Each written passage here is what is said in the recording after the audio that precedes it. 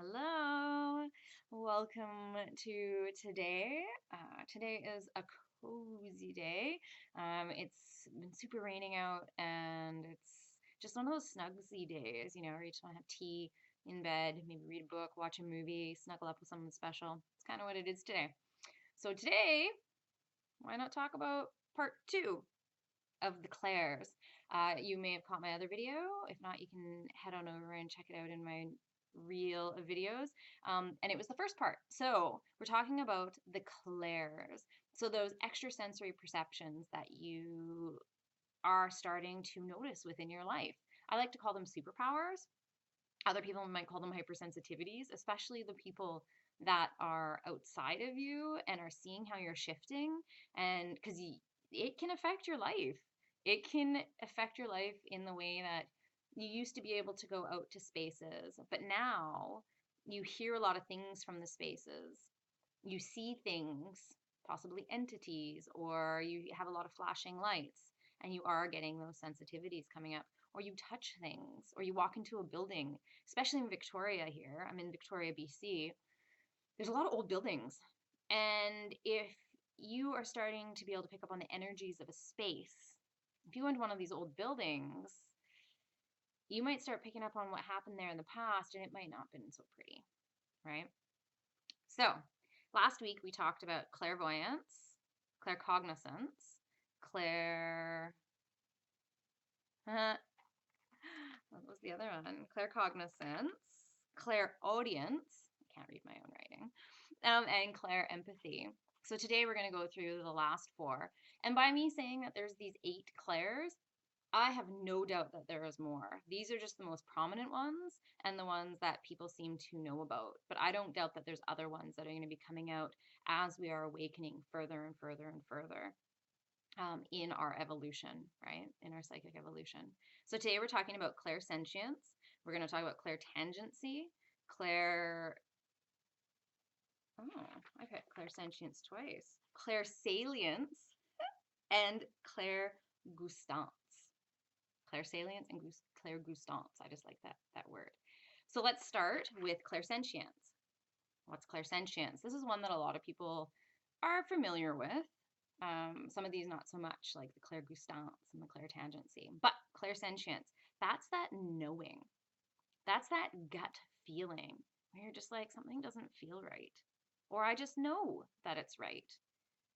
There's not any of this going on in there necessarily. It's not like you're thinking about it. It ends up being a different sensation in your body. And that's how you start to discern whether or not this is a clair knowing, claircogn or clairsentience, like that clair physical feeling that's happening in your body, or the other one where you're just like overthinking things, right? And so that's where a lot of these ones I talked about this in the last video, about a lot of them overlap. So when I say I just know it, I often feel it in my body. That's my knowing, right? It's just, I just know it. And it's being triggered by the sensation, this clairsentience that's in the body, this gut feeling. So you may feel it in your gut. You might actually feel it in your digestion, like in your lower abdomen, which is where a lot of people feel it. They have to think that's how we're digesting our environment. Not just food, but our environment as well, and all the things that are happening, whether it's in our physical, tangible, I was about to go like this, tangible element, or within the energetic realms around us. This can be, you can feel different things. So you might be feeling from another person. You could be feeling what they're actually feeling in their body. So this is different than the clair empathy, whereas with the clair empathic empathy, you're sensing a shift in the energies, and you can kind of sense that something shifted. You can sense the sadness, and you're like, oh, I feel sadness in the room. But you're not feeling it. You're not taking it home as your own. Right? Very important within these things too, that self-care of clearing yourself and making sure you have good protection up, energetic protection up. But it's not just people that you might feel. You also might, like we talked about the building, you might walk into a building and then all of a sudden feel super fearful, even though there's nothing to fear. Maybe there was a fire in that building in the past. Maybe some people ended up passing away in that building, whether for natural causes or not so natural causes, right? So you could be picking up on this for places, different pieces of land, even items, those kinds of things, right? That can happen within your body, which kind of ties into Clair Tangency, which we'll talk about. Okay, so the next one, number 2, Clairtangency. Huh, who knew? Clairsentience to Clairtangency. So the Clairtangency is when you touch something.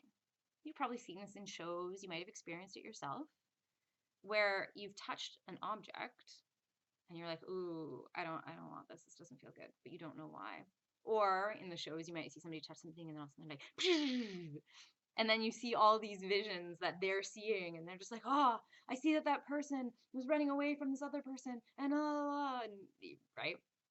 It's not always that dramatic. Maybe it is for you, but it's not always that dramatic. It can be a lot more subtle than what the movies and the TV shows like to show us that it is.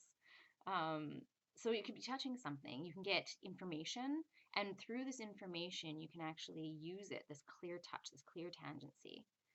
You can use that information to clear the trauma or to bring up, there is this attached. You might not be able to see it. Oh, behind my laundry, which I just realized was there is some moose antlers. And I don't usually like having animal stuff in the house unless there's a reason for it, and that it has been harvested ethically, and there's been thanks and the whole animal has been used. But we were going past a garage sale, and I looked over, and literally the only thing I could see were these antlers. So I had to stop. I went over, like they glowed, but when I touched them, you could feel in them the trauma that it had been through. Couldn't leave them. I was like, no, we need to bring Moose home and cleanse him and do a ritual for him so that he's happy Moose, right? And every time I touched him for the first little while, my partner actually had to do the first layer of clearing, because when I touched the antlers, it was so intense for me that I was like, I energetically can do some work, but we also need to clean him. And so we're slowly working through the process.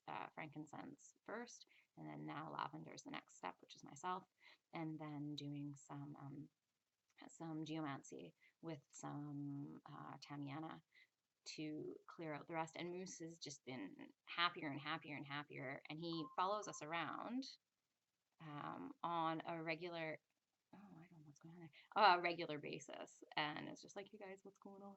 He's actually pretty fun. But that's just an example of like, I saw them, they drew me in, but then when I touched them, I was able to read that information. And you can train this up. Ask somebody for something that actually has an emotional content to it for them, or came from a certain situation, and hold it, and ask them not to tell you anything, and then hold it, and then see what comes up. I was doing a training yesterday and speaking to the students and just letting them know, like, no answer is wrong, because we were practicing channeling through the Pleiadians. I was like, no answer is wrong. Write down anything that comes through. Be surprised at how many times, if not all the time, you're like, oh, this doesn't make any sense, or that just doesn't feel very good, and I don't want to upset the person. But you tell them, you know what, I'm just a conduit. I'm writing what's coming through me, and how many times those things are like, oh, that makes a lot of sense. That makes a lot of sense. And it actually gives them either relief or gives them something to work through and towards, or it acknowledges what they already knew, and they're like, okay, yeah, I need to work on that, or that makes sense. That is something that I will look at more seriously now. So you can train these things up this way. I mean, geomancy, or not geomancy, Clairtangency. You can hold the items that somebody gives you and then just let come through what comes through. Just free write it out and then be like, this is what I got, and see. And the more you do that, the more you're, one, trusting your intuition, and two, the more you're training it up, because it's just a muscle. It's just a muscle. Everybody has this possibility. Okay, Clairsalience, clear smelling. So this one, let's say you're in your house and you've just finished cleaning, so you know there's no other smells kicking around, And all of a sudden you get that big, powerful whiff, that smell of lilacs. Because lilacs are pretty potent. And let's say that was your grandma's favorite smell. You have no lilacs in the house. You don't use any cleaning products that have lilacs, nothing whatsoever.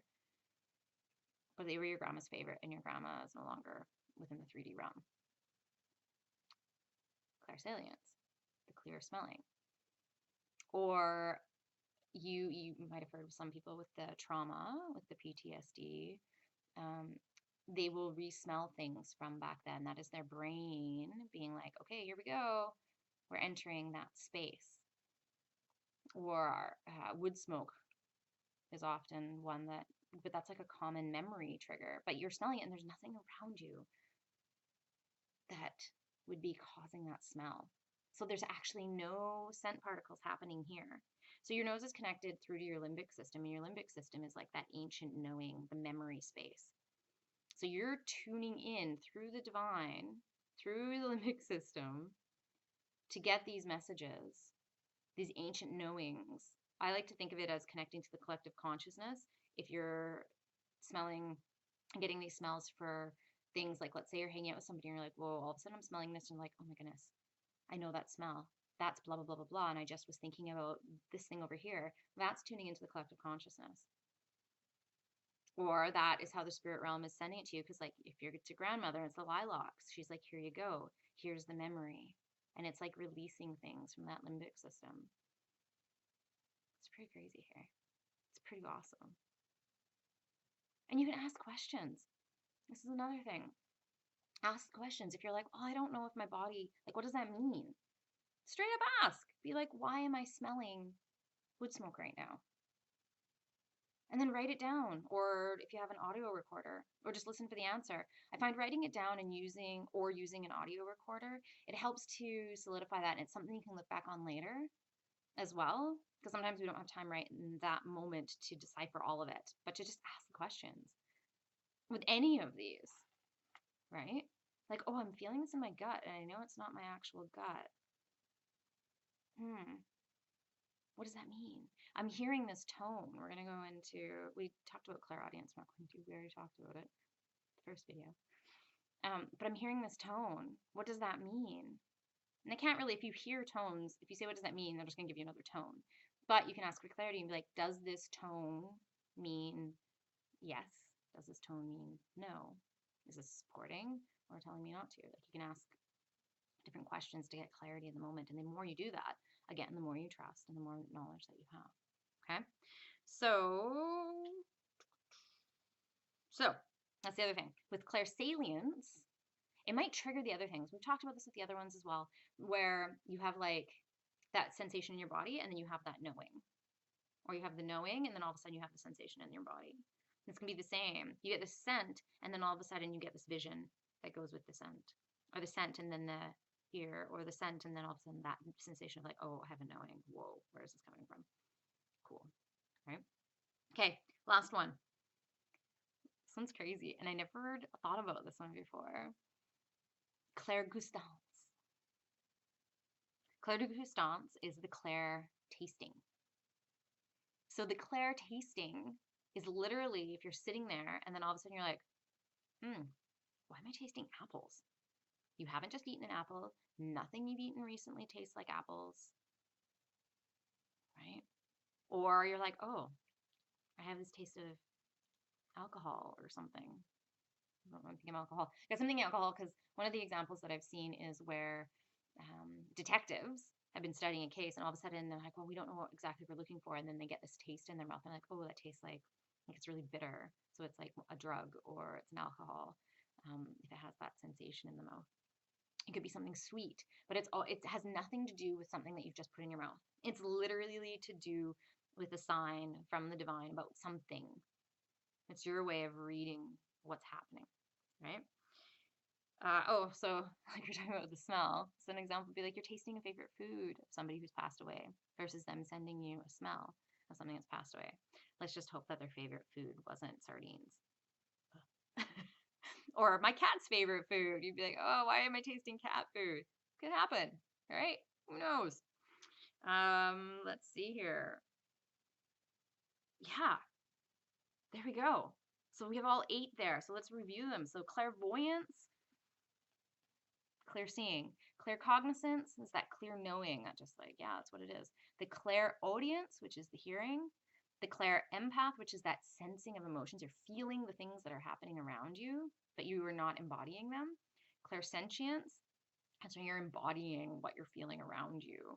Or with clairsentience, you could also just feel something in your body that is like tap on the shoulder that, hey, something's happening. Or you're actually feeling what other people were feeling, like the fear, the anger, those kinds of things.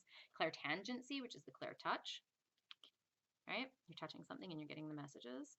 Clairsentience, which is the clear smelling. And the Clairgustance, which is the Clair taste. Last time I said I would talk about a book. I did end up putting it in the written part underneath, but this time I'll talk about it. So this is You Are Psychic by Deborah Lynn Katz.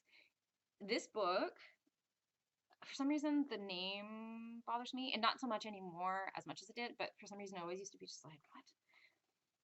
The reason why I suggest this book, and the reason why I love this book, so this book first found me when I was in my early 20s, and it followed me around for years and years and years and years and years. So like 18 years later, I ended up reading it.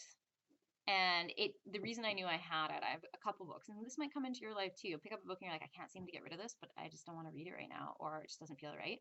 Is that you'll read it when the time is right, but it is just supposed to be in your sphere because you're supposed to read it. So this is one of those books.